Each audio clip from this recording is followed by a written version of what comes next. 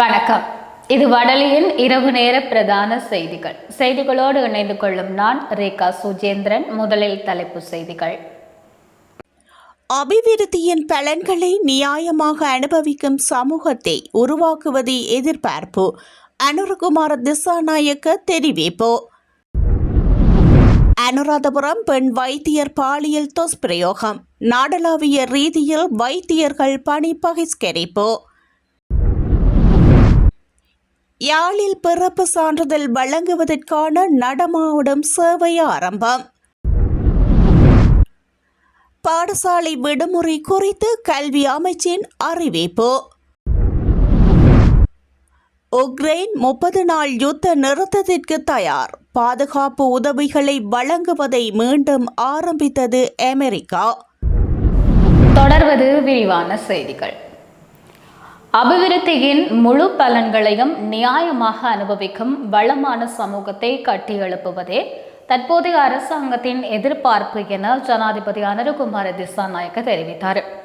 கிராமிய அபிவிருத்தி, சமூக பாதுகாப்பு மற்றும் சமூக வலுவூட்டல் அமைச்சின் அதிகாரிகளுடன் நேற்று ஜனாதிபதி செயலகத்தில் நடைபெற்ற கலந்துரையாடலின் போதே ஜனாதிபதி அனுரகுமார திசாநாயக்க இதனை தெரிவித்தார். நாட்டு மக்களின் பொருளாதார, சமூக மற்றும் கலாச்சார பாதுகாப்பிற்காக அரசு மற்றும் அரசு சாரா நிறுவனங்களுடன் இணைந்து பணியாற்றுவது குறித்து இதன்போது கலந்துரையாடப்பட்டன. பொருளாதார ரீதியாக வலுவூட்டல் தேவைப்படுபவர்களுக்கு கடன் வழங்குவது குறித்தும் இங்கு கவனம் செலுத்தப்பட்டதுடன் இதற்காக சமுர்த்தி நிதியிலிருந்து 55 பில்லியன் ரூபாய்களை ஒதுக்க முன்மொழியப்பட்டது. தேசிய முன்னுரிமைகள் மற்றும் தேவைகளை அடையாளம் கண்டுகொள்வதுடன் சர்வதேச தரங்களை கருத்தில் கொண்டு பெண்கள், குழந்தைகள், பாதிக்கப்படக்கூடிய மற்றும் வரப்பிரசாதங்கள் கிடைக்காத நபர்களின் சமூக பாதுகாப்பு மற்றும் பொருளாதார வலுவூட்டலுக்கு தேவையான சட்ட மற்றும் நிறுவன வசதிகளை மேம்படுத்துதல் தொடர்பிலும் இதன்போது கவனம் செலுத்தப்பட்டது. அனுராதபுர போதனா வைத்தியசாலையில் பெண் வைத்தியரை துஷ்பிரயோகம் செய்த சம்பவம் தொடர்பில் கைது செய்யப்பட்ட சந்தேக நபருக்கு எதிராக தேவையான சட்ட நடவடிக்கை எடுக்கப்படும் என பொது பாதுகாப்பு அமைச்சர் ஆனந்த விஜயபால தெரிவித்துள்ளார்.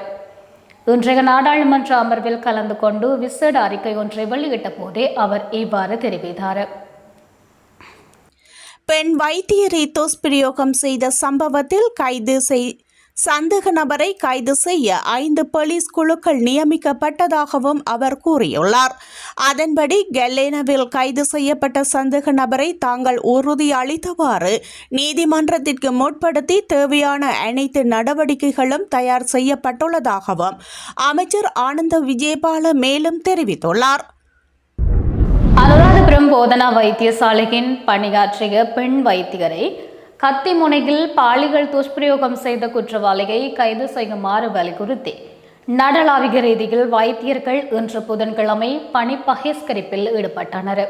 வைத்தியர் பாலியல் துஷ்பிரயோகம் செய்யப்பட்டமைக்கு எதிர்ப்பு தெரிவித்து வவுனியா பொது வைத்தியசாலையில் வைத்தியர்களும் இன்றைய தினம் பணி புறக்கணிப்பில் ஈடுபட்டு வருகின்றனர். இதன் காரணமாக நோயாளர்கள் பெரும் அவதிக்குள்ளாகியுள்ளனர். அனுராதபுரம் வைத்தியர் பாலியல் துஷ்பிரயோகம் செய்யப்பட்டமைக்கு எதிர்ப்பு தெரிவித்து முல்லைத்தீவு மாவட்டத்தின் வைத்தியசாலையிலும் வைத்தியர்கள் இன்று பணி புறக்கணிப்பில் ஈடுபட்டுள்ளனர். யாழ்ப்பாணத்திலும் வேலை நிறுத்த போராட்டத்தில் அரசாங்க வைத்திய அதிகாரிகள் சங்கத்தினர் ஈடுபட்டுள்ளனர். இந்த நிலையில் இன்றைய தினம் யாழ் போதனா வைத்தியசாலையில் அவசர வைத்திய சேவைகள் தவிர்ந்த ஏனைய சேவைகள் பாதிக்கப்பட்டிருந்தன. இதனால் சேவையினை பெற வந்த நோயாளர்கள் அசௌகரியங்களை எதிர்நோக்கியதாக அங்கிருந்த தகவல்கள் தெரிவித்தன. இதேவேளை கிளிநொச்சி மாவட்ட பொது வைத்தியசாலையின் செயற்பாடுகளும் பாதிக்கப்பட்டுள்ளன. இதன் காரணமாக சிகிச்சைக்காக வந்த நோயாளர்கள் பெரும் அசௌகரியங்களுக்கு உள்ளானதுடன் சிகிச்சை பெற முடியாத நிலையில் மீண்டும் வீடுகளுக்கு திரும்பி செல்லும் நிலை ஏற்பட்டிருந்ததாகவும் பல மைல் தூரத்தில் இருந்து தனியார் பேருந்துகளில் வருகை தந்த நோயாளர்கள் பெரும் பண நஷ்டம் ஏற்பட்டுள்ளதாகவும் கவலை தெரிவித்துள்ளனர். இதுவரை பிறப்பு சான்றிதழை பதிவு செய்யாத பிள்ளைகளுக்கு பிறப்பு சான்றிதழ் வழங்குவதற்கான நடமாடும் சேவை யாழ்ப்பாண மாவட்ட செயலகத்தில் இடம்பெற உள்ளது. அந்த வகையில் நாளைய மறுதினம் காலை 9 மணி தொடக்கம் பிற்பகல் 3 மணி வரை யாழ் மாவட்ட செயலாளர் தலைமையில் நடமாடும் சேவை இடம்பெறவுள்ளது. தேவையானவர்கள் உரிய ஆவணங்களுடன் வருகை தந்து பிறப்பு சான்றிதழை பெற்று பயனடையுமாறு யாழ் மாவட்ட செயலக ஊடக பிரிவு அறிவித்துள்ளது. 2025ஆம் ஆண்டில் அரசு பாடசாலைகள் மற்றும் அரசு அங்கீகாரம் பெற்ற தனியார் பாடசாலைகளின் விடுமுறை காலம் குறித்து கல்வி அமைச்சு அறிவித்துள்ளது. அதற்கமைய முதலாம் தவணையின் முதல் கட்டம் எதிர்வரும் 14ஆம் திகதி வெள்ளிக்கிழமையுடன் முடிவடையும் என்று கல்வி அமைச்சு தெரிவித்துள்ளது. பாடசாலையின் முதலாம் தவணையின் 2ஆம் கட்டம் ஏப்ரல் 1ஆம் திகதி செவ்வாய்க்கிழமை ஆரம்பமாகும் என அமைச்சு விடுத்துள்ள அறிக்கையில் மேலும் குறிப்பிடப்பட்டுள்ளது. மன்னார் மாவட்டத்தில் 2 சபைகளில் சுயேட்சையாக போட்டியிட இளைஞர் குழு ஒன்று கட்டுப்பணம் செலுத்தியுள்ளது. எதிர்வரும் உள்ளூராட்சி மன்ற தேர்தலில் மன்னார் மாவட்டத்தில் சுயேட்சையாக போட்டியிட நேற்றைய தினம் செவ்வாய்க்கிழமை இளைஞர் குழு ஒன்று மதியம் மன்னார் மாவட்ட தேர்தல் அலுவலகத்தில் கட்டுப்பணத்தை செலுத்தியுள்ளனர். நானாட்டான் பிரதேச சபையின் முன்னாள் உறுப்பினர் EM சீலன் தலைமையிலான இளைஞர் குழு கட்டுப்பணத்தை செலுத்தியுள்ளனர். மன்னார் மாவட்டத்தில் மன்னார் நகர சபை மற்றும் நானாட்டான் பிரதேச சபை ஆகிய 2 உள்ளூராட்சி மன்றங்களில் போட்டியிட கட்டுப்பணத்தை செலுத்தியுள்ளமையும் குறிப்பிடத்தக்கது. மன்னார் அடம்பன் மகா வித்தியாலய பாடசாலை சமூகம், பாடசாலை அபிவிருத்தி சங்கம் மற்றும் பாடசாலை மாணவர் சங்கம் இணைந்து ஏற்பாடு செய்த நோன்பு திறக்கும் மாபெரும் இஃப்தார் நிகழ்வு நேற்று செவ்வாய்க்கிழமை மாலை அடம்பன் மத்திய மகா வித்தியாலய பாடசாலையில் இடம்பெற்றது. அடம்பன் மகா வித்தியாலய பாடசாலையின் அதிபர் தலைமையில் இடம்பெற்ற குறித்த இப்தார் நிகழ்வில் பழைய மாணவர்கள், பெற்றோர்கள், மாணவர்கள் உள்ளடங்கலாக அழைக்கப்பட்ட விருந்தினர்களும் கலந்து கொண்டனர். சமய சமூக நல்லிணக்கத்தை ஏற்படுத்தும் முகமாக குறித்த நோன்பு திறக்கும் மாபெரும் இப்தார் நிகழ்வு ஏற்பாடு செய்யப்பட்டிருந்தது. இதன்போது அடம்பன் பள்ளிவாசல் பிரதம மௌலவி உள்ளடங்கலாக பலர் கலந்து கொண்டமையும் குறிப்பிடத்தக்கது. பொன்னம்பலம் நீதிராஜா அவர்களின் ஞாபகார்த்தமாக 78வது இரத்த தான முகாம் வெல்வெட்டித்துறையில் நாளை வியாழக்கிழமை முன்னெடுக்கப்பட உள்ளது. பொன்னம்பலம் நீதிராஜா குடும்பத்தினர் மற்றும் கணபதி மகால் திருமண மண்டபத்தினரது அனுசரணையில் வெல்வெட்டித்துறை பிரதேச வைத்தியசாலை நோயாளர் நலமுறை சங்கம் மற்றும் வெல்வெட்டித்துறை இரத்த தான சங்கத்தினால் ஏற்பாடு செய்யப்பட்டுள்ள குறித்த இரத்த தான முகாம் வெல்வெட்டித்துறை நெடியகாடு பகுதியில் அமைந்துள்ள கணபதி மகால் திருமண மண்டபத்தில் நாளை 13ஆம் திகதி வியாழக்கிழமை காலை 8 மணி முதல் முன்னெடுக்கப்பட உள்ளது.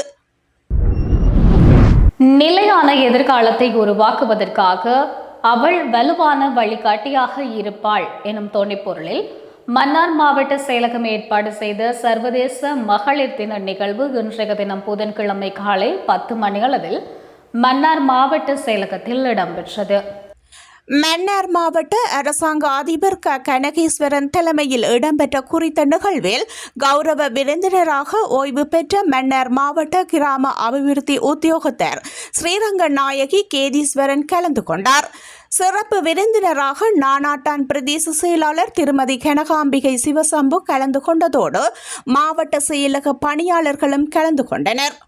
சிறப்பு விருந்தினராக நானாட்டான் பிரதேச செயலாளர் திருமதி கனகாம்பிகை சிவசம்பு கலந்து கொண்டதோடு மாவட்ட செயலக பணியாளர்களும் கலந்து கொண்டனர்.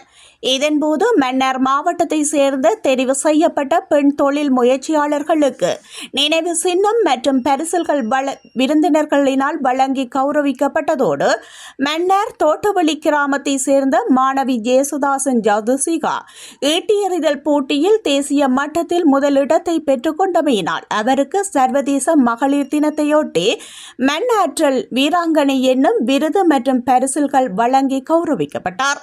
மேலும் கௌரவ விருந்தினராக கலந்து கொண்ட ஓய்வு பெற்ற மன்னார் மாவட்ட கிராம அபிவிருத்தி உத்தியோகத்தர் ஸ்ரீரங்க நாயகி கேதீஸ்வரன் அவர்களின் சேவையை பாராட்டி விசேடமாக கௌரவிக்கப்பட்டுள்ளமையும் குறிப்பிடத்தக்கது.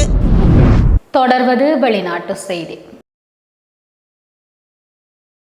உக்ரைன் 30 நாள் யுத்த நிறுத்தத்திற்கு தயார் என தெரிவித்ததை தொடர்ந்து அந்த நாட்டிற்கான பாதுகாப்பு உதவிகளை வழங்குவதையும் புலனாய்வு தகவல்களை பரிமாறுவதையும் அமெரிக்கா மீள ஆரம்பித்துள்ளது.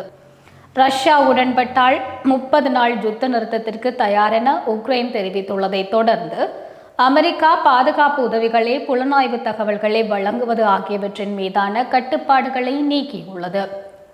ஒரு வார காலத்திற்கு முன்னர் காணப்பட்ட நிலைப்பாட்டிலிருந்து விலகி ட்ரம்ப் நிர்வாகம் புதிய நிலைப்பாட்டை எடுத்துள்ளது. வெள்ளை மாளிகையில் அமெரிக்க உக்ரைன் ஜனாதிபதிகள் கடும் வார்த்தை போரில் ஈடுபட்டதை தொடர்ந்து அமெரிக்க பாதுகாப்பு உதவிகளை புலனாய்வு தகவல்களை வழங்குவதை இடைநிறுத்தியிருந்தது. சவுதி அரேபியாவில் உக்ரைனுடனான பேச்சுவார்த்தைகளுக்கு தலைமை தாங்கிய அமெரிக்க ராஜாங்க செயலாளர் மார்க்கோ ரூபியோ யுத்த நிறுத்தம் குறித்த திட்டத்தை அமெரிக்கா ரஷ்யாவிற்கு தெரிவிக்கும் என தெரிவித்துள்ளார். பேச்சுவார்த்தை மேசையில் என்ன உள்ளது என்பதை அவர்களுக்கு தெரிவிக்கப் போகின்றோம்.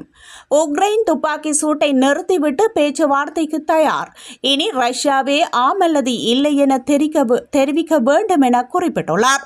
சமாதான திட்டத்தினை ரஷ்யா ஏற்க மறுத்தால் சமாதானத்திற்கான உண்மையான தடை என்னவென்பது தெரியவரும் எனவும் அவர் தெரிவித்துள்ளார். இத்துடன் வடலியின் இரவு நேர பிரதான செய்திகள் நிறைவு பெறுகின்றது. செய்திகளை உடனுக்குடன் தெரிந்து கொள்ள வடலி மீடியா இணையதளத்தோடு இணைந்து கொள்ளுங்கள். வணக்கம்.